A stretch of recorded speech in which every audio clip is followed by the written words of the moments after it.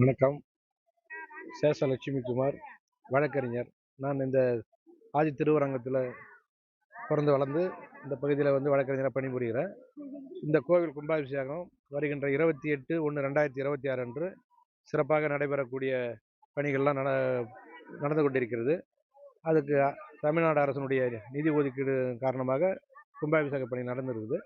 அவ்வாறு உள்ள பொழுது இந்த கோவிலில் உள்ள செயல் அலுவலர் ஆர் பாக்கியராஜ் என்பவர் தன்னிச்சையாகவும் பல்வேறு செயல்பாடுகளில் பல்வேறு இடங்களில் டோனர்கள்ட்ட நிதிகளை பெற்று கையாடல் செய்துள்ளார். அவ்வாறு செய்யப்பட்ட கையாடல் பணங்களை கணக்கிலும் காட்டவில்லை. இது சம்பந்தமாக ஊரில் உள்ள பொதுமக்களுக்கும் அவருடைய அறங்காவலர் குழுவினருக்கும் தெரியும். இதையெல்லாம் கேட்டால் அதுக்குரிய தகுந்த பதில் சொல்வதில்லை. என்னை யாரும் கேள்வி கேட்க முடியாது என்று பொதுமக்களை சில ஆட்களை வைத்து மிரட்டி வருகிறார். அது மட்டும் இல்லாமல் இந்த கோவிலில் பணியாளர்கள் இவர் 3 வருடம் முடிந்து விட்டது. 3 வருடத்தில் சுமார் ஒரு 10 பணியாளருக்கு போட்டிருக்காரு. எந்த பணியாளருக்கும் அரசாங்க விதி, அதாவது இந்து சமய அறநிலையத்துறை விதிகள் படி நியமனம் செய்யப்படவில்லை. அவ்வாறு செய்யப்பட்டிருந்தால் கமிஷனர் ஆணையாளர் உத்தரவு 21க்கு அப்புறம் அவருடைய அனுமதி பெற்று தான் பணியாளர்களை நியமிக்க வேண்டும்.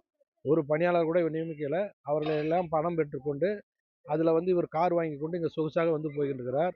அது மட்டும் இல்லாமல் கேள்வி கேட்பவர்களையும் மிரட்டுவது. இப்போ இவ்வாறு உள்ள பொழுது இந்த கோவிலில் நாங்கள் ஆதி காலத்திலிருந்து சாமி தூக்கக்கூடிய பணிகளை செய்து கொண்டிருக்கிறோம். அவ்வாறு செய்யும்போது ஊரில் சில எதிர்ப்புகள் வந்தபோது நாங்கள் நீதிமன்றத்தை அணுகி அந்த வழக்கினுடைய சார்பு நீதிமன்றத்தில் நிரந்தர உறுத்து கட்டளை பெற்று நாங்கள் சாமி தூக்குவதை யாரும் தடுக்கக்கூடாது என்று உறுத்து கட்டளையோடு வச்சிருக்கிறோம். எங்களுக்கு எதிராக 2022ஆம் ஆண்டு இணை ஆணையர் ஒருவர் எங்கள் உத்தரவை எதிர்த்து நாங்களே சாமி தூக்கிக்கணும் ஒரு உத்தரவு போட்டார். ஆனால் நாங்கள் என்ன சொல்கிறோன்னா, நாங்கள் அந்த இணை ஆணையாளர், உதவி ஆணையாளர், செயலாளர் அனைவரையும் பார்ட்டியாக சேர்த்து தான் நாங்கள் வழக்கு போட்டு நீதிமன்றத்தில் நிரந்தர உறுத்து கட்டளை சங்கராபுரம் நீதிமன்றத்தில் உள்ளது. எங்களுக்கு சாமி தூக்கிறதுல இணையாளர் உத்தரவு தான் நாங்கள் ஏற்று செயல்படுவோம்னு சொல்லக்கூடிய ஈஓ பாக்கியராஜ் ஆணையாளர் உத்தரவுப்படி தான் பணியாளர்களை நியமிக்க வேண்டும்.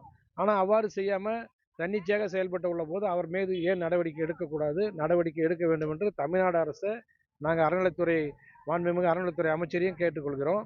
இந்த பகுதியினுடைய சட்டமன்ற உறுப்பினர், இந்த பகுதியினுடைய பொறுப்பு அமைச்சரையும் நாங்கள் பணியோடு கேட்டுக்கிறோம் ஊர் பொதுமக்கள். இதனால் இந்த கும்பாபிஷேகத்தில் பொதுவாக பொதுமக்கள் மத்தியில் ஒரு அதிருப்தியும் ஒரு சில கருத்துக்கள் வேறுபாடுகளும் உருவாகி உள்ளது.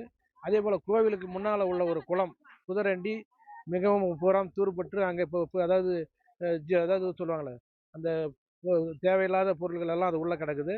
அந்த குளத்தை கூட சுத்தப்படுத்தி இந்த கோவில் இதை செய்யலை. அதை எல்லாரும் பொதுமக்கள்லாம் வரவங்களாம் பாருங்கள். அரசியல் இதில் அரசு அதிகாரிகளும் பாருங்கள். அரசியல்வாதிகளும் இந்த பகுதியினுடைய அனைத்து அரசியல்வாதிகளும் பாருங்கள். ஒரு கோவில் குளத்தையே சீரமைப்பு செய்யாமல் ஒரு கும்பாபிஷேக பணி நடைபெற்று கொண்டிருக்கிறது. கேட்டால் நாங்கள் செய்வோம், எங்களை யாரும் கேள்வி கேட்க முடியாதுன்றாங்க. இன்றைக்கி தமிழ்நாடு அரசு ஆன்மீகத்துக்காக அதிகமான தொகை ஒதுக்கி மற்ற துறைகளை விட சிறப்பாக செய்து கொண்டிருக்கின்ற ஒரு தமிழ்நாடு அரசை மீண்டும் மீண்டும் நாங்கள் கேட்டுக்கொள்கிறோம். தமிழ்நாடு முதல்வரையும் துணை முதல்வரையும் நாங்கள் அவர்கிட்டையும் முறையிடுறோம். இதுக்கு ஒரு நேரடியான ஒரு ஆய்வுக்குழுவை போட்டு இங்கே நடைபெற்று கொண்டிருக்கின்ற ஊழல்கள்லாம் கண்டுபிடிக்கணும். அதோடு இல்லாமல் ஒவ்வொருத்தருகிட்டையும் இங்கே பணம் பெற்று அந்த செயல்பாடுகள்லாம் தப்பாக பண்ணியிருக்காங்க.